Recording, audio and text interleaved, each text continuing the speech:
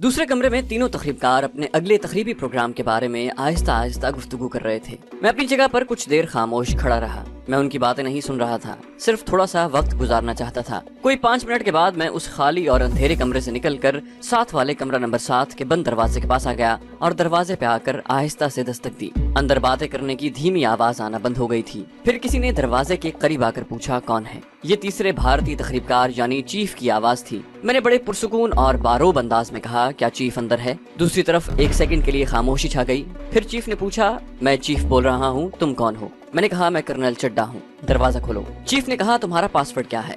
मैंने कहा, क्या महारानी साहब इसी कमरे में ठहरी हुई हैं? चीफ की आवाज आई, महारानी साहिबा सुबह मर गई हैं। मैंने कहा, मुझे महारानी साहिबा की अर्थी के पास ले चलो। उसके फौरन बाद दरवाजा खुल गया। मेरे सामने एक दुबला पतला पुख्ता उम्र का आदमी खड़ा था, जिसने शलवार कमीज के ऊपर गर्म कोट पहन रखा था। उसकी आंखों पर नजर की ऐनक लगी हुई थी। उसके पीछे वही दोनों भारतीय हिंदू तकरीबकार एक तरफ होकर खड़े थे, जिनमें से एक वो था जिसने इस्लामाबाद मार्केट की किताबों की दुकान के बाहर से बम वाला खाली थैला उठाया था, और दूसरा वो था जो उसे रावलपिंडी की पुरानी बस्ती वाले मकान में मिला था और जिसको मैंने पहले तकरीबकार के साथ मकान से बाहर निकलकर खेतों में अपनी गाड़ी की तरफ जाते देखा था। मैं जल्दी से अंदर दाखिल हो गया और बड़े रोब से कहा, दरवाजा बंद करके चटखनी लगा दो। तुम लोगों ने कमरे में इतनी रोशनी क्यों कर रखी है? चीफ ने जल्दी से सोफे पर से अखबार हटाते हुए एक तकरीबकार से कहा, रामचंद एक बत्ती बुझा दो। एक बत्ती बुझा दी गई। मैं सोफे पर बैठ गया और इन तीनों को गहरी नजर से देखने के बाद चीफ से कहा, बम का थैला किसने रखा था? चीफ की शक्ल चूंकि नई थी और उसकी आवाज से भी मैंने उसे पहचान लिया था कि यही चीफ है। उसने एक तकरीबकार की तरफ इशारा करके कहा, इसने रखा था सर।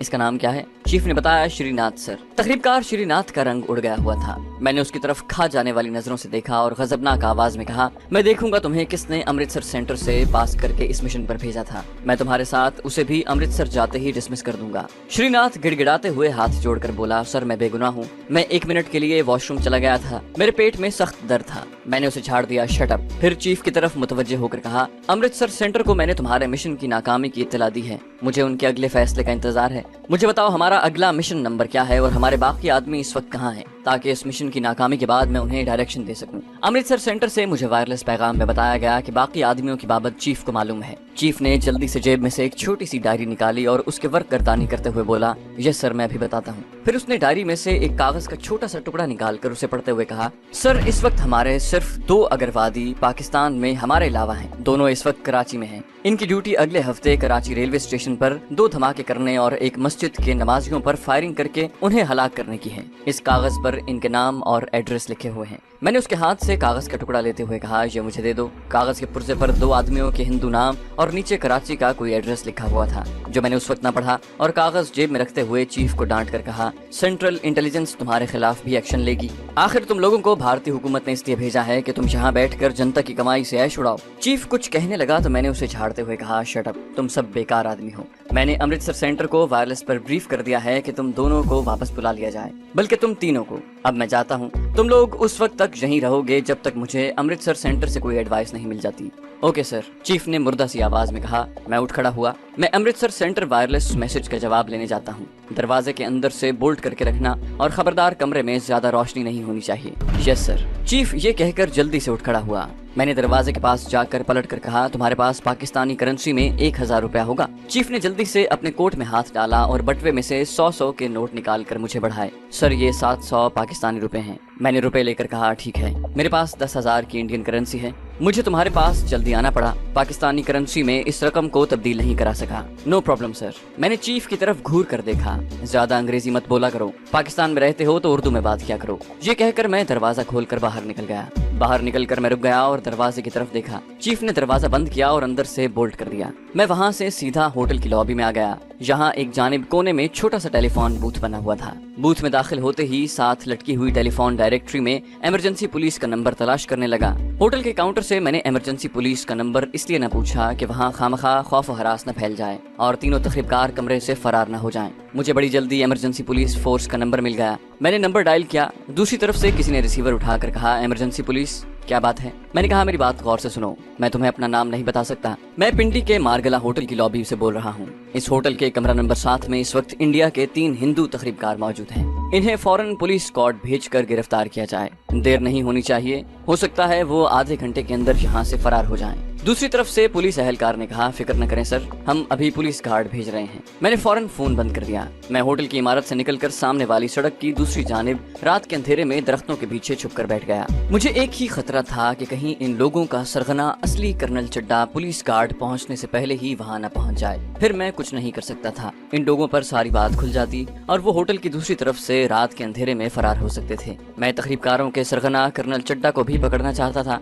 लेकिन इन तखरीबकारों की गिरफ्तारी के बाद पहले वहां ऐसा मौका नहीं बन रहा था। पिंडी इमरजेंसी पुलिस ने इंतहाई मुस्तैदी और फर्ज शनासी का सबूत दिया और 10 मिनट भी नहीं गुजरे थे कि पुलिस की 2 गाड़ियां होटल में दाखिल होती नजर आईं। बड़ी खामोशी से दोनों गाड़ियां लॉन की एक जानिब दरख्तों के नीचे अंधेरे में खड़ी हो गईं। मैंने उनमें से 15-16 पुलिस के मुसल्लह सिपाहियों को छलांगे लगाकर निकलते देखा। 6-7 सिपाही होटल के दोनों जानिब दौड़े ताकि होटल का मुहासरा किया जाए। 4 सिपाही वहीं बंदूक के लिए खड़े हो गए। कुछ सिपाही एक थानेदार की जमीयत में होटल की लॉबी में घुस गए। थोड़ी ही देर में होटल के अकब में कुछ आवाजें बुलंद हुई। फायर की आवाज भी आई। ये पिस्तौल का फायर था। शायद किसी तखरीबकार ने फायर किया था या पुलिस इंस्पेक्टर ने फायर किया था। दूसरे ही लम्हे मैंने देखा कि पुलिस के आदमी तीनों तखरीबकारों को पकड़ कर ला रहे हैं। उन्हें हथकड़ियां लगी हुई थी। पुलिस की भारी नफरी ने उन्हें अपने घेरे में ले रखा था। तीनों तखरीबकारों को पुलिस ने गाड़ी में धकेला और गाड़ियां होटल की इमारत से निकलकर सड़क पर एक तरफ रवाना हो गईं। मेरी तसल्ली हो गई। मैं इसलिए भी खुश था कि ये कार्रवाई बड़ी जल्दी हो गई थी और तीनों भारतीय तखरीबकारों को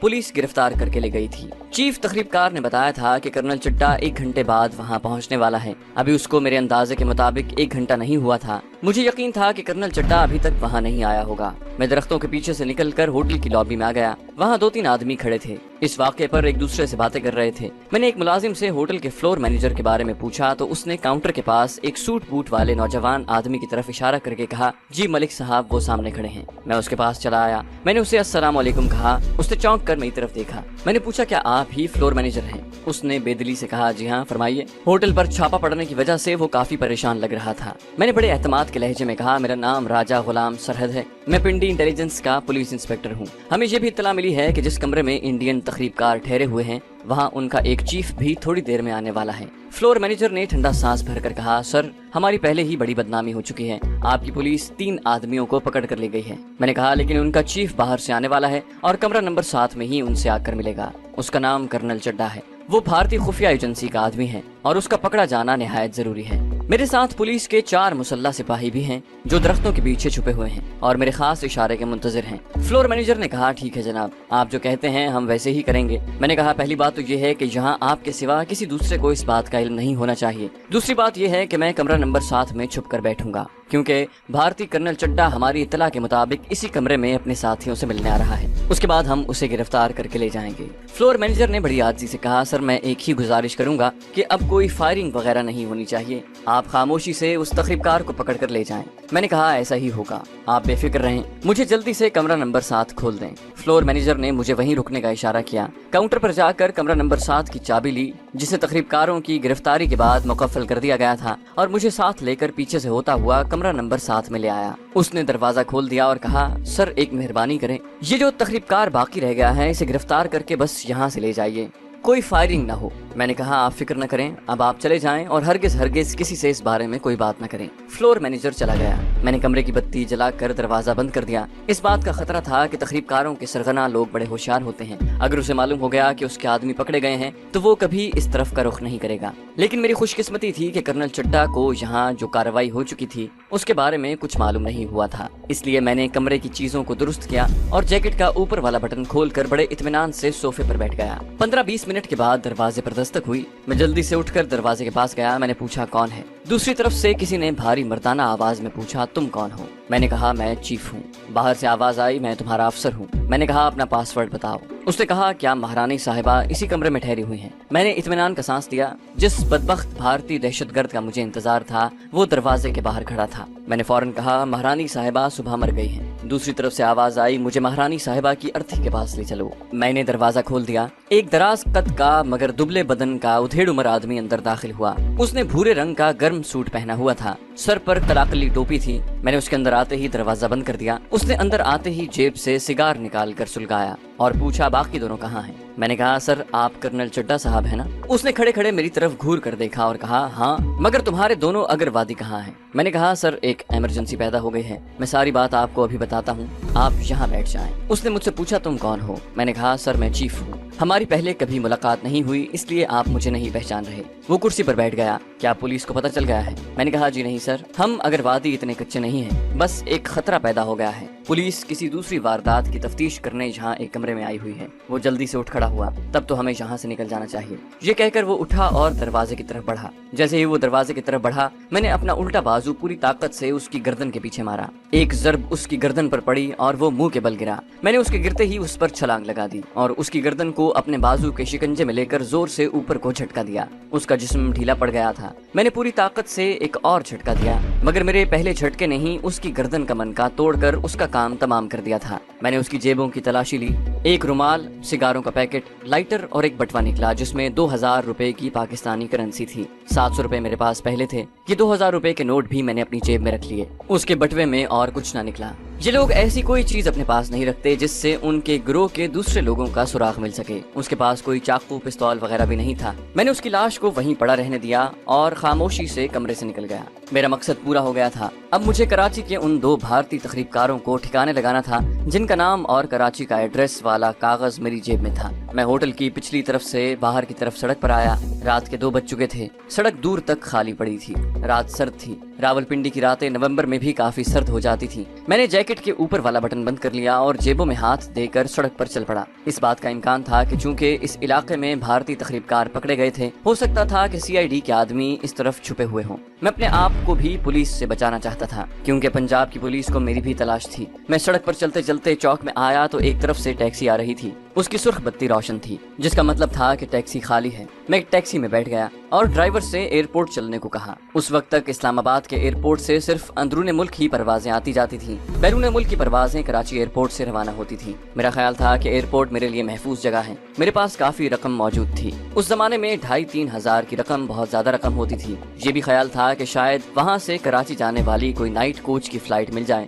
ایئرپورٹ پر آ کر معلوم ہوا کہ کراچی جانے والی نائٹ کوچ رات کے 1 بجے چلی گئی تھی، اب صبح 6:45 پر ایک فلائٹ کراچی جائے گی۔ میں ایئرپورٹ کی عمارت میں ایک طرف ہو کر بیٹھ گیا۔ مجھے 4-5 گھنٹے وہاں بیٹھنا تھا، نیند کا سوال ہی پیدا نہیں ہوتا تھا۔ نیند پر قابو پانا میری ٹریننگ میں شامل تھا، صرف اس بات کا خدشہ تھا کہ کسی پولیس والے کی نگاہ میں نہ آ جاؤں، مگر وہاں مجھے ایک بھی پولیس کا سپاہی نظر نہ آیا۔ کسی نہ کسی طرح میں نے رات ایئرپورٹ پر گزار دی۔ دن نکل آیا۔ نومبر کی صبح اسلام آباد میں سرد اور دھندلی تھی۔ ایئرپورٹ کے باہر ایک ٹریولنگ ایجنسی کے آفس سے مجھے کراچی کا ٹکٹ مل گیا۔ ابھی جہازوں میں لوگوں کا اتنا رش نہیں ہوتا تھا، لوگوں کے پاس تب نہ اتنا پیسہ تھا اور نہ زیادہ لالچ تھا۔ مجھے جہاز میں بڑی آسانی سے جگہ مل گئی۔ اپنے وقت پر جہاز کراچی کی طرف پرواز کر گیا۔ کراچی پہنچنے پر میں نے پہلا کام یہ کیا کہ اپنے لیے نئی پتلون، قمیص اور جوتے خریدے، انہیں ایک لفافے میں ڈال کر شہر کے ایک درمیانے درجے کے ہوٹل میں کمرہ لے لیا۔ داڑھی، مونچھوں اور سر کے بال ہلکے کروائے، نہا دھو کر پرانے کپڑے سوائے جیکٹ کے پھینک دیے اور نئے کپڑے پہن لیے۔ اس دوران میں نے کاغذ پر لکھے ہوئے دونوں بھارتی تخریب کاروں کے نام اور ان کے ایڈریس پڑھ لیے تھے۔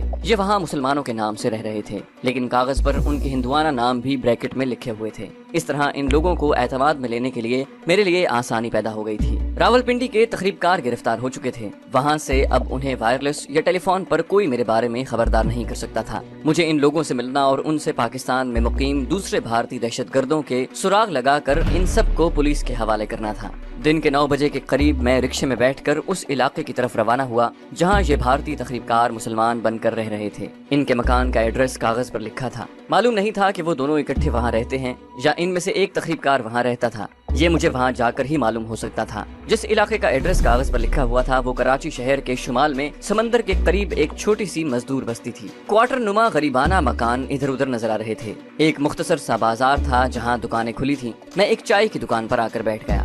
میں نے چائے منگوا لی اور خاموشی سے چائے پینے میں مصروف ہو گیا۔ مکان کا نمبر مجھے یاد تھا۔ چائے پینے کے بعد میں نے چائے کی دکان کے مالک کو مکان کا نمبر بتا کر پوچھا کہ یہ مکان کس طرف ہے۔ اس نے ذرا آگے ہو کر بائیں طرف کوارٹروں کے درمیان سے گزرتی کچی سڑک کی طرف اشارہ کر کے کہا، جہاں سڑک دائیں طرف مڑتی ہے یہ مکان اس طرف تیسرا ہے۔ آپ کو کس سے ملنا ہے بابو؟ میں نے ایک بھارتی تخریب کار کا مسلمانوں والا نام بتایا تو دکاندار بولا، اچھا تو آپ کو ڈاکٹر صاحب سے ملنا ہے۔ ایڈریس جو کاغذ پر لکھا تھا وہاں اس تقریب کار کے اسلامی فرضی نام کے ساتھ ڈاکٹر نہیں لکھا ہوا تھا۔ میں نے کہا جی ہاں، ڈاکٹر صاحب سے ہی ملنا ہے۔ دکاندار نے لڑکے کو بلا کر کہا جائیے صاحب کو ڈاکٹر اللہ یار کی دکان پر چھوڑ آئیے۔ میں نے جلدی سے کہا نہیں بھائی، اس تکلیف کی ضرورت نہیں ہے، میں خود ہی چلا جاؤں گا۔ میں نے چائے کے پیسے دیے اور کوارٹر نما ایک منزلہ شکستہ سے مکانوں کے درمیان سے جو کچی سڑک بنی ہوئی تھی اس پر چلنے لگا۔ آگے جا کر سڑک ایک طرف کو مڑ گئی۔ ادھر تیسرے مکان کے باہر میں نے دو عورتوں کو جو لباس سے مزدور لگتی تھیں زمین پر بچوں کو لیے بیٹھے ہوئے دیکھا۔ میں آہستہ آہستہ چلتا دکان کے قریب آ گیا۔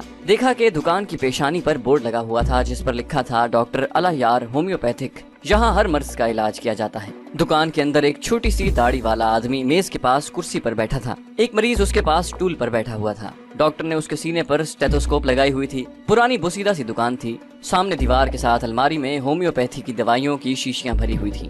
دیوار پر ایک چارٹ لگا ہوا تھا جس پر انسانی جسم کا ڈھانچہ بنا ہوا تھا۔ دو تین مریض سامنے دیوار کے ساتھ بینچ پر بیٹھے تھے۔ ڈاکٹر کی عمر 40 کے قریب ہوگی۔ بوڑھا آدمی نہیں تھا۔ آنکھوں پر سفید شیشوں والی اینک لگی تھی۔ سر کے بال چھوٹے چھوٹے تھے۔ بھورے رنگ کی پرانی اچکن پہن رکھی تھی۔ میں بھی دکان کے اندر جا کر مریض بن کر بیٹھ گیا۔ ڈاکٹر نے میری طرف آنکھ اٹھا کر بھی نہ دیکھا۔ مریض کے سینے سے اس نے اسٹیتھوسکوپ ہٹا کر میز پر رکھ دی اور اس کے لیے پڑیاں بنانے لگا۔ ساتھ ساتھ وہ اس کو ہدایات بھی دیتا جا رہا تھا۔ یہ شخص شکل و صورت سے کسی طرح بھی بھارتی تقریب کار نہیں لگ رہا تھا۔ پہلے تو مجھے بھی اس کو دیکھ کر شک ہوا کہ کہیں میں کسی دوسرے آدمی کے پاس تو نہیں آ گیا، لیکن پنڈی کے مارگلا ہوٹل کے کمرہ نمبر 7 میں بھارتی تقریب کاروں کے چیف نے مجھے جو کاغذ دیا تھا اس پر اس شخص کے ہندوانہ نام بھگت رام کے آگے بریکٹ میں اللہ یار بھی لکھا ہوا تھا۔ فرق صرف اتنا ہی تھا کہ کاغذ پر اس کے نام کے ساتھ ڈاکٹر نہیں لکھا گیا تھا۔ دوسرے تقریب کار کا ہندوانہ نام میلا رام تھا اور اس کے نام کے آگے مسلمانوں والا نام بریکٹ میں عبدالستار لکھا ہوا تھا۔ دو تین مریض دیکھنے کے بعد ڈاکٹر اللہ یار میری طرف متوجہ ہوا۔ آپ کیسے آئے ہو بھائی؟ اس کا اردو بولنے کا لہجہ بڑا عامیانہ اور مزدوروں والا تھا۔ میں نے کہا ڈاکٹر صاحب بخار میرا پیچھا نہیں چھوڑتا، میں راولپنڈی سے آپ کی شہرت سن کر آیا ہوں۔ میں نے ہاتھ آگے کیا کہ وہ شاید نبض دیکھے گا، مگر اس نے اسٹیتھوسکوپ میرے سینے پر لگائی۔ 3-4 سیکنڈ خاموشی سے آنکھیں بند کیے جیسے غور کرتا رہا، پھر اسٹیتھوسکوپ میز پر رکھ دی اور بولا بھائی تمہیں اس وقت کوئی بخار نہیں ہے؟ میں نے کہا اسی طرح ہوتا ہے جی، ایک دن چڑھتا ہے پھر 2 دن نہیں چڑھتا، اس کے بعد رات کو بدن دکھنے لگتا ہے۔ یہ سلسلہ پچھلے 2 مہینوں سے چل رہا ہے۔ پنڈی، پشاور، لاہور میں بھی ڈاکٹروں کو دکھایا مگر کسی کی دوائی سے آرام نہیں آیا۔ آخر ایک ریٹائرڈ فوجی چڈا صاحب نے آپ کے پاس جانے کا مشورہ دیا۔ اب آپ کے پاس آ گیا ہوں۔ چڈا کا نام سنتے ہی میں نے دیکھا کہ ڈاکٹر ٹھٹک گیا تھا۔ وہ کوئی کتاب کھول کر میرے مرض کے بارے میں کچھ تلاش کر رہا تھا۔ چڈا کا نام میری زبان سے سننے کے بعد اس نے کتاب بند کر دی اور مجھ سے مخاطب ہو کر کہا بھائی تمہاری بیماری کی وجہ معلوم نہیں ہو رہی، تم پیچھے کمرے میں چل کر بیٹھو، تمہارا پورا چیک اپ کرنا پڑے گا۔ میں اٹھ کر دکان کے پیچھے چھوٹے سے کمرے بلکہ کوٹھری میں آ کر مونڈھے پر بیٹھ گیا، جہاں زمین سے کوئی 2 فٹ اونچا میلا کچیلا اسٹریچر بنا ہوا تھا۔ دیواریں خالی تھیں۔ پچھلی طرف جو کھڑکی کھلتی تھی اس کی سلاخوں میں سے تازہ ہوا اور دن کی روشنی آ رہی تھی۔ کوئی 15 منٹ کے بعد ڈاکٹر یعنی بھارتی تقریب کار کوٹھری میں آ گیا۔ آتے ہی اس نے دروازہ بند کر دیا اور میری طرف دیکھ کر بولا اسٹریچر پر لیٹ جاؤ، تمہارا پورا چیک اپ کرنا ہوگا۔ صاف لگ رہا تھا کہ میرے بارے میں اس کی پوری تسلی نہیں ہوئی، کیونکہ چڈا کوئی اور فوجی بھی ہو سکتا تھا۔ یہ شخص بڑا تجربہ کار معلوم ہوتا تھا۔ میں نے کہا بھگت رام، میں کرنل چڈا سے راولپنڈی میں مل کر آ رہا ہوں، تمہارے واسطے ایک ضروری پیغام لایا ہوں۔ وہ میرے سامنے اسٹریچر پر بیٹھ گیا اور مجھے ٹکٹکی باندھ کر دیکھنے لگا۔ وہ مزید تصدیق کرنا چاہتا تھا۔ کہنے لگا کرنل چڈا تمہیں کس جگہ ملا تھا؟ مجھے ایک ہی ڈر تھا کہ کہیں اخبار میں پنڈی مارگلا ہوٹل سے پکڑے جانے والے بھارتی تقریب کاروں کی خبر نہ گئی ہو، لیکن پنڈی پولیس نے عقلمندی کی تھی۔ اس نے اخبارات کو یہ خبر ابھی نہیں بتائی تھی، کیونکہ اس طرح سے دوسرے تقریب کاروں کے روپوش ہو جانے کا امکان تھا اور پنڈی پولیس گرفتار شدہ تینوں تقریب کاروں سے مزید معلومات حاصل کرنا چاہتی تھی۔ میں نے کہا وہ مجھے مارگلا ہوٹل میں ملا تھا، میں وہاں اپنے 3 دوسرے ساتھیوں کے ساتھ موجود تھا، ہمارا چیف بھی وہیں پر تھا۔ میں نے اسے مارگلا ہوٹل والے تقریب کاروں کے ہندو نام بتائے، اس کے باوجود اس شخص نے مجھے ہاتھ نہ پکڑایا۔ کہنے لگا مارگلا ہوٹل میں کل رات کا پاسورڈ کیا تھا؟ میں نے اسے وہ سارا مکالمہ زبانی سنا دیا جس میں مہارانی کا ذکر تھا۔ اس کے ساتھ ہی میں نے جیب سے کاغذ کا وہ پرزہ نکال کر اس کو دکھایا جس پر چیف کے ہاتھ سے اس کے اور کراچی میں مقیم دوسرے ہندو تقریب کار کا نام اور ان کا ایڈریس درج تھا۔ وہ کاغذ پر لکھی ہوئی تحریر غور سے پڑھنے لگا۔ اب اسے یقین آ گیا تھا کہ میں ان کا ساتھی ہی ہوں۔ کہنے لگا کرنل نے کیا پیغام دے کر تمہیں یہاں بھیجا ہے؟ کوئی چنتا والی بات تو نہیں ہے؟ میں نے کہا ایسی کوئی بات نہیں ہے، کرنل چڈا نے مجھے جو پیغام دیا ہے وہ میں میلا رام کے بھی سامنے بیان کرنا چاہتا ہوں۔ تمہارا دوسرا ساتھی میلا رام کہاں رہتا ہے؟ بھگت رام عرف اللہ یار کہنے لگا وہ شپ یارڈ پر لگا ہوا ہے، رات کو میرے مکان میں آ کر سوتا ہے۔ تمہارا مکان کہاں پر ہے؟ وہ بولا میری دکان کے اوپر ہے۔ اس بھارتی تقریب کار نے مجھے بتایا کہ اس کا ساتھی جس کا اصلی نام میلا رام تھا اور عبدالستار کے نام سے کراچی شپ یارڈ میں کام کر رہا تھا، وہ رات کو آئے گا۔ میں نے کہا तुम्हें तो मालूम ही है कि हमें अपने साथियों के बारे में अमृतसर की तरफ से ये नहीं बताया जाता कि वो कहाँ कहाँ पर काम कर रहे हैं, इनके नाम क्या हैं और इनकी तादाद कितनी है। हमें चीफ की तरफ से जब किसी से राब्ता पैदा करने का ऑर्डर मिलता है तो हम एक दूसरे की शक्ल तब देखते हैं। कर्नल चड्ढा साहब ने मुझे जुबानी ऑर्डर दिया था कि उनका खास पैगाम कराची में काम करने वाले अपने तमाम आदमियों को एक जगह जमा करके एक बार सुनाया जाए, इसलिए अगर कराची में मिलाराम के अलावा अपने जो आदमी हैं उनको भी यहाँ रात को बुलवा लो। मैं सबके सामने कर्नल साहब का ऑर्डर सुनाऊंगा जो अमृतसर के सेंटर से उन्हें मिला है। भगत राम उर्फ अल्लाह यार को अब यकीन हो गया था कि मैं भी उनका साथी हूँ। मैंने उसे अपना नाम प्रकाश चंद बताया था। हमें एक दूसरे के बारे में ज्यादा मालूमात हासिल करने की इजाजत नहीं थी। एक बार हमारा एक दूसरे को पासवर्ड और इशारे बता देना ही काफी था। ये बातें मुझे मार्गला होटल के कमरा नंबर 7 में भारतीय चीफ की जबानी मालूम हो चुकी थी। भगत राम कहने लगा, हम 2 आदमी ही कराची शहर की ड्यूटी पर हैं, हम 4 धमाके कर चुके हैं। मैंने फौरन कहा, तुम लोगों को कराची की एक मस्जिद में नमाज पढ़ने वालों पर भी फायरिंग करनी है और कराची रेलवे स्टेशन पर भी धमाका करना है। ये खास खुफिया रिपोर्ट थी जो मुझे उनके चीफ की जबानी मालूम हुई थी। मेरी इस खुफिया रिपोर्ट ने इस बात पर तस्दीक की मोहर लगा दी कि मैं उनका साथी हूँ और कर्नल चड्ढा का खास आदमी हूँ। भगत राम बोला, ये दोनों घटनाएं हम अगले हफ्ते करने वाले हैं। भगत राम ने अपनी गुफ्तगू में अब हिंदी के अल्फाज बोलने शुरू कर दिए थे। मैंने उसे टोक कर कहा, क्या तुम्हें मालूम नहीं कि हम लोग पाकिस्तान में एक दूसरे के साथ भी यहाँ की जबान में बात करते हैं, हिंदी के अल्फाज मत बोलो। भगत राम ने फौरन माजरत की और कहा, गलती हो गई सर। वो मुझे अपने भारतीय तकरीबकारों के गैंग का कोई अफसर समझने लगा था। मैं उनके पूरे गुरोह का सुराग लगाकर उन्हें खत्म करना चाहता था, जो भारतीय हुकूमत की इस्लाम दुश्मन एजेंसी रॉ के इशारे पर पाकिस्तान में तकरीबी कार्रवाइयाँ करके मुसलमानों के मजहबी फिरकों में नफरत की दीवारें खड़ी कर रहे थे। ये लोग मस्जिदों में बम मारकर नमाजियों को शहीद करते थे तो लोग ये समझते थे कि ये काम शियों ने किया है। इस तरह अगर किसी शिया मस्जिद में बम धमाका होता तो वो लोग इसका इल्जाम सुन्नियों पर धरते, हालांकि ये काम भारतीय दहशतगर्द कर रहे थे। मैंने उससे पूछा, क्या इतने बड़े शहर में तुम सिर्फ 2 आदमी काम कर रहे हो? भगत राम बोला, एक हिंदू औरत मायावती हमारे गैंग में जरूर शामिल है, मगर वो अगरवाद कार्रवाइयों में हमारे साथ नहीं जाती। मैंने उसे हल्का सा डांट कर कहा, तुमने फिर हिंदी लफ्ज अगरवाद बोला है, दहशतगर्दी की कार्रवाई कहो। Sorry sir. तो फिर ये हिंदू औरत मायावती किस काम के पैसे लेती है? भारतीय हुकूमत क्या उसे मुफ्त की तनख्वाह देती है? भगत राम ने फौरन कहा, नहीं सर, ऐसी बात नहीं है। दरअसल मायावती वो काम करती है जो हम नहीं कर सकते। कराची के बहुत बड़े होटल में वेट्रेस है। इस होटल में गैर मुल्की और मुल्की सियासी शख्सियात आकर ठहरती हैं। मायावती नौजवान भी है और खूबसूरत भी है। वो अपने तरीके से इन लोगों से खुफिया मालूमात हासिल करने की कोशिश करती है, जो हम भारत में अमृतसर सेंटर को पहुंचा देते हैं। मैंने दिल में कहा, मेरे खुदाया, दुश्मन मुल्क भारत ने पाकिस्तान में कैसा खतरनाक जाल फैलाया हुआ है। मैंने पूछा, ये मायावती क्या यहाँ की मकामी हिंदू लड़की है? भगत राम ने कहा, नहीं जनाब, इस लड़की को खास तौर पर राजस्थान के बॉर्डर से पाकिस्तान में स्मगल किया गया था। इसको यहाँ रहते हुए अभी सिर्फ 6-7 महीने ही हुए हैं। इस दौरान मायावती ने क्या कारकर्दगी की है? मैंने इस अंदाज से पूछा जैसे मुझे सचमुच इन लोगों की कारकर्दगी की रिपोर्ट लेने के लिए भेजा गया है। भगत राम कहने लगा, अभी तक तो सर इसने ऐसी कोई खुफिया मालूमात हासिल नहीं की जो हमारी हुकूमत के लिए कारआमद होती, लेकिन उम्मीद है कि आगे चलकर ये लड़की मायावती बड़ा काम दिखाएगी। इसने बड़ी अहम शख्सियात से राब्ता कायम कर लिया है। मैंने कहा, क्या तुम इसे इत्तला कर सकते हो कि आज रात की अहम मीटिंग में वो भी आ जाए? भगत राम कुछ हिचकिचाते हुए बोला, सर ये बात आप भी जानते हैं कि हम सिर्फ इमरजेंसी में एक दूसरे से फोन पर बात करने की इजाजत है। अगर आप समझते हैं कि ये इमरजेंसी है तो मैं उसे अभी फोन करके इत्तला देता हूँ, वरना क्लिनिक बंद होने के बाद मैं खुद उसके पास होटल चला जाऊंगा। मैं इस भारतीय जासूस लड़की मायावती को होटल के माहौल में देखना चाहता था। इस तरह से मुझे किसी दूसरे तकरीबकार या मायावती की तकरीबी कार्रवाइयों में शरीक किसी दूसरे मकामी आदमी का सुराग लगाने का भी मौका मिल सकता था। मैंने भगत राम से कहा, तुम मत जाना, मैं खुद उसके पास जाकर उसे खबर करूंगा। मैं उसकी बेखबरी में उसकी कारकर्दगी का जायजा भी लेना चाहता हूँ। तुम मुझे उसका हुलिया बताओ और ये बताओ कि तुम लोगों का आज का पासवर्ड क्या है। ये तकरीबकार एक दूसरे को शक्ल से बहुत कम जानते हैं, एक दो की सूरत शनास होते हैं। इसके आगे अगर किसी से मिलना पड़ जाए तो पासवर्ड से इनकी शनाख्त होती है। हर रोज एक खास खुफिया पासवर्ड मुकर्रर किया जाता है। दूसरे शहर से अगर कोई तकरीबकार मिलने आए तो उसे वहीं से वो पासवर्ड बता दिया जाता है। ये बातें भी मुझे रावलपिंडी के मार्गला होटल में भारतीय तकरीबकारों के चीफ की ज़बानी मालूम हुई थी।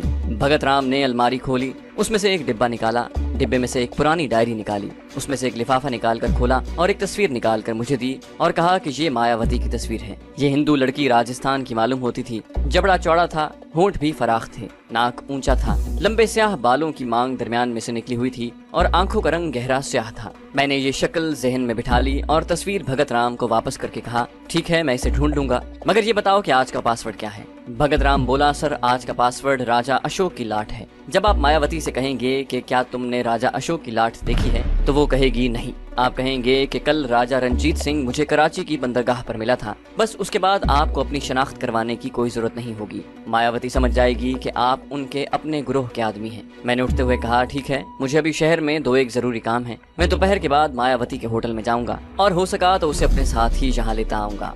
भगत राम ने कहा, सर आप अंधेरा होने के बाद आएं, मकान के पीछे भी एक दरवाजा है, वो खुला हुआ होगा। मायावती को मालूम है। मैंने कोठरी से बाहर निकलते हुए कहा, ठीक है, मैं अंधेरा होते ही मायावती को लेकर यहाँ पहुँच जाऊंगा। तुम मेला राम को खबर कर देना कि वो भी ठीक वक्त पर आ जाए। आप फिक्र न करें सर, वो आ जाएगा। मैं इस भारतीय तकरीबकार के पास ज्यादा देर ठहरना नहीं चाहता था। इसकी एक वजह यह भी थी कि ये मुमकिन था कि कराची की इंटेलिजेंस इन लोगों की निगरानी कर रही हो, क्योंकि पाकिस्तान की इंटेलिजेंस का शुमार दुनिया की सफ़े अव्वल के इंटेलिजेंस इदारों में होता है। मेरे मियाँ जी तो बताया करते थे कि अंग्रेजों के जमाने में जिस कत्ल का सुराग इंग्लिस्तान की स्कॉटलैंड यार्ड पुलिस लगाने में नाकाम हो जाती, तो उस कत्ल की सुराग रसानी के लिए पंजाब की पुलिस को लंदन बुलाया जाता। फिर ये बात भी थी कि रावलपिंडी में मेरी मुखबरी पर भारतीय तकरीबकारों का एक ग्रोह पकड़ा जा चुका था। बहुत मुमकिन था कि ये डॉक्टर भी पुलिस की नजरों में आ गया हो और पुलिस उसके साथ कहीं मुझे भी न पकड़ ले। मुझ पर पहले ही लाहौर पुलिस ने भारतीय जासूस होने का इल्जाम लगा दिया था, जहाँ से मैं भाग चुका था।